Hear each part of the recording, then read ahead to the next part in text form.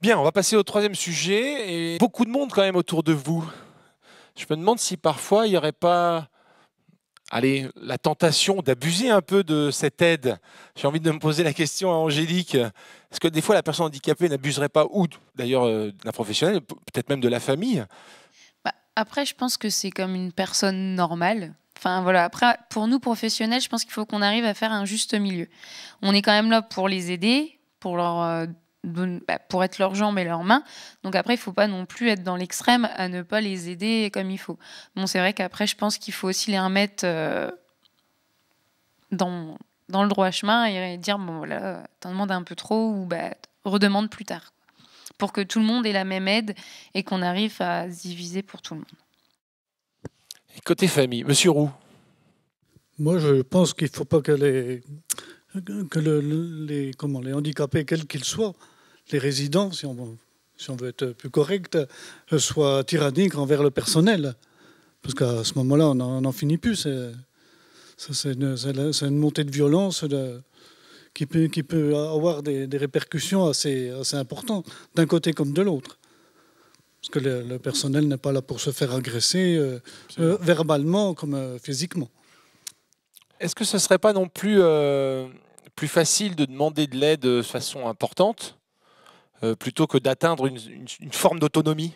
Parce que c'est compliqué aussi l'autonomie.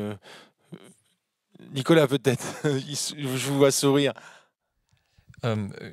Oui, bien sûr, je pense que la tentation pour les personnes handicapées peut être grande de uniquement prendre d'appui sur autrui et de trop se laisser aider et de ne pas essayer à trouver son autonomie, bien sûr, oui. Et pour les soignantes, c'est sûr, ce n'est pas évident. Hein. C'est la question de la distance dans la relation du soin qui est en question. Donc, bon, il y a et du professionnel et de l'humain.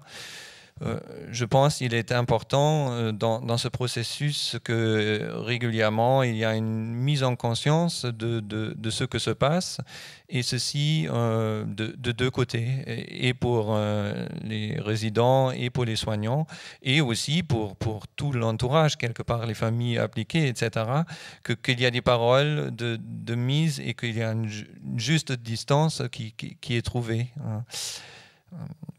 Voilà. Moi, alors, à ce titre-là, pour remettre un peu de perspective dans tout ça, j'ai une question à l'égard de monsieur le présentateur. Est-ce que vous lavez votre linge? Voilà, l'émission est finie.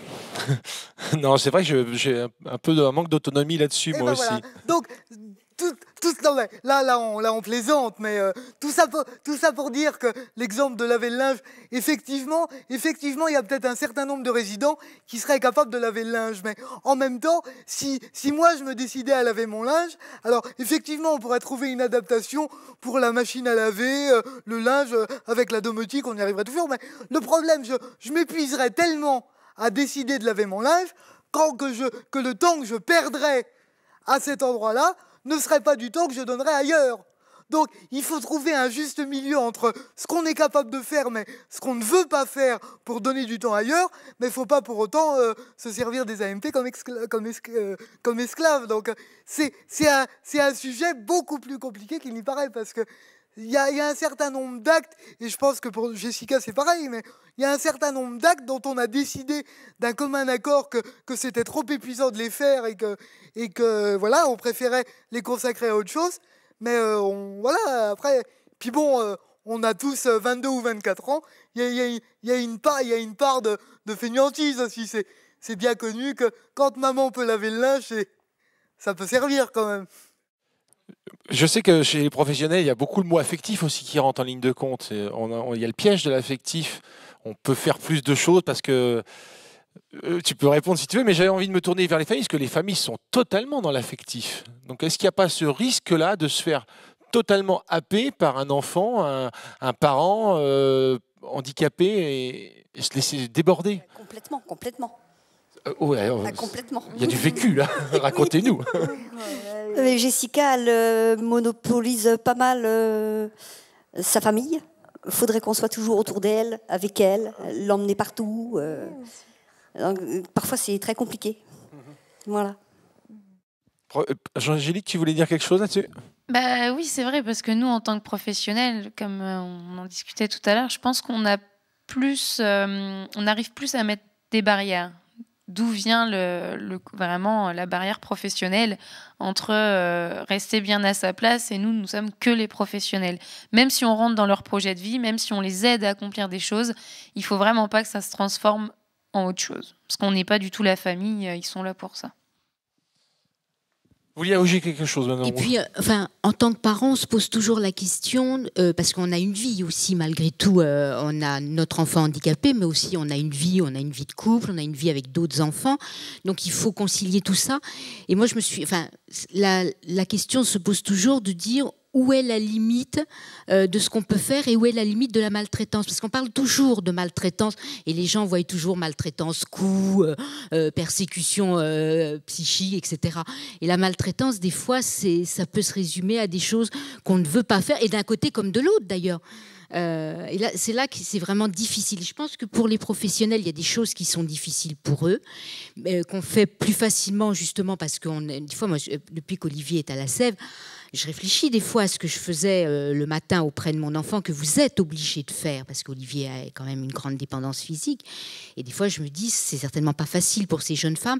Par contre, je pense que vous êtes plus aidés d'un point de vue professionnel pour dire ça on peut pas le faire ou ça, tandis que nous parents, où est la limite de ce qu'on doit faire et pour pas nous aussi être finalement maltraités. Parce qu'on parle toujours de la maltraitance vis-à-vis de la personne handicapée, mais il peut y avoir aussi une maltraitance de la famille. Question, la personne handicapée n'abuserait-elle pas des fois, quoi. Oui. Mais on se rend compte que finalement, Jessica le raconte très bien, voire même mieux que moi. Elle va pouvoir vous parler de la relation qu'elle vit depuis qu'elle est partie de chez ses parents. C'est vachement intéressant. Alors, on m'a pris ma place de présentateur, donc Mademoiselle Janson. Alors, c'est vrai que moi, ça fait 1 an et demi, 2 ans que je suis arrivée à la Sève. Et une autre relation s'est créée avec mes parents. Donc ça veut dire que quand j'étais à la maison, j'étais obligée de demander à mes parents de par exemple, excusez-moi, mais je vais être un peu directe, mais j'étais obligée de leur demander de m'emmener aux toilettes ou de me coucher et ça, j'estime que c'est pas des rôles de parents. Pour moi, des rôles de parents, ça veut dire bon, ils étaient à l'écoute, hein, je ne dis pas qu'ils m'écoutaient pas, mais je veux dire, c'est plus à l'écoute, partager des choses, par exemple aller se balader ou discuter de ce qu'on fait selon la journée. Et pour moi, c'est important de ne plus avoir cette dépendance-là physique avec eux. Parce que c'est vrai que ça casse totalement la relation mère-fille ou père-fille avec les deux parents. Ils se sentent obligés de s'occuper de nous physiquement et le reste, on oublie complètement. On n'a plus le temps de profiter du reste. C'est ça? Voilà.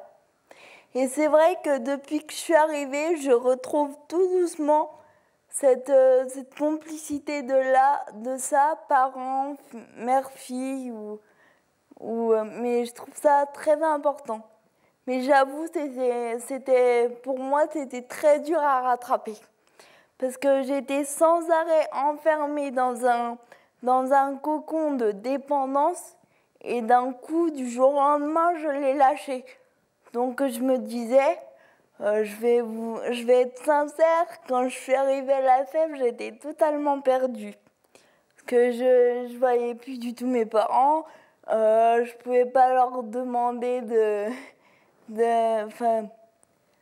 je pouvais plus, il y avait plus cette dépendance leur demander d'aller aux toilettes ou de me ramasser quoi que ce soit. Mais maintenant, une magie s'est créée, c'est-à-dire que à chaque fois qu'ils viennent me voir, par exemple, on se dit « Ah bah vous venez, on va sortir ». Alors qu'avant, c'était tu as besoin de quelque chose, de ramasser quelque chose. Et c'est vrai que maintenant, j'espère que pour ma mère, c'est pareil. Mais je pense qu'on a vraiment trouvé une complicité parent-fille. Enfin, moi, c'est ce que je ressens.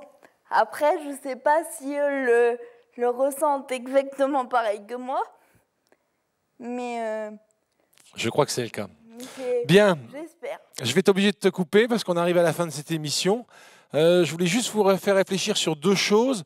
Eh bien, on estime aujourd'hui qu'en France, 2/3 des Français à peu près souffrent d'un handicap, qu'il soit mineur ou majeur.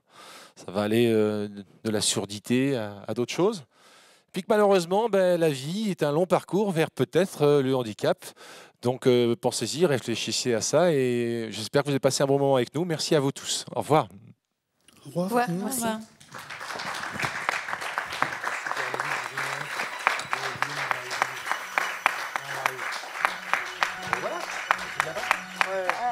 Quand tu parles, moi, j'écoute.